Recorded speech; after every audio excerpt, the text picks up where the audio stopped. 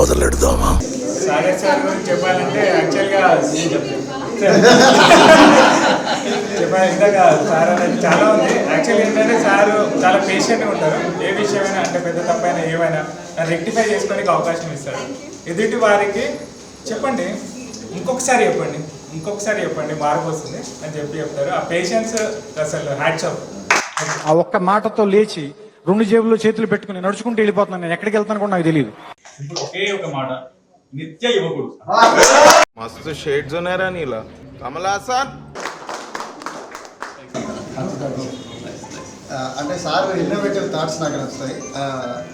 ఈ ఏజ్లో కూడా యంగ్స్టర్స్కి ఎలా అవసరం ఉంటుంది అండ్ కంటెంట్ ఎలా వెళ్ళాలి అనేది కొత్త ఆలోచనలు సార్ బాగా నచ్చుతాయి నాకు. సార్ ఫస్ట్ నుంచి కూడా ఇన్ ఇయర్స్లో నాకు తెలిసినప్పటి నుంచి కూడా సార్ చాలా కొత్తగా ఆలోచిస్తారు. సో అరే నిజం చెప్పురా, నీ ముఖం చూస్తుంటే నాకు ఏదో తేడా కొడుతుంది.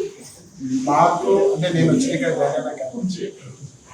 సపోర్ట్ అంటే మాకు అంటే వ్యక్తిగతంగా కాకుండా ఆఫీసర్ నుంచి అఫీషియల్గా అన్ని విధాలుగా మాకు సహకరిస్తూ ఇప్పటి వరకు మేము ఉన్న చిన్న దాంట్లో పెద్దగా చేసేటట్టు చేసాం.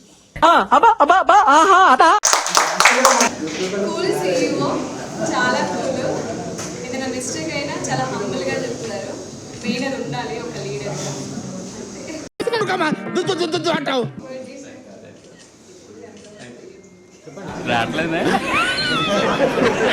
ఏకే సాగర్ గారు, కరుణ సాగర్ కదా సార్, అందుకని పేరులోనే ఉంది.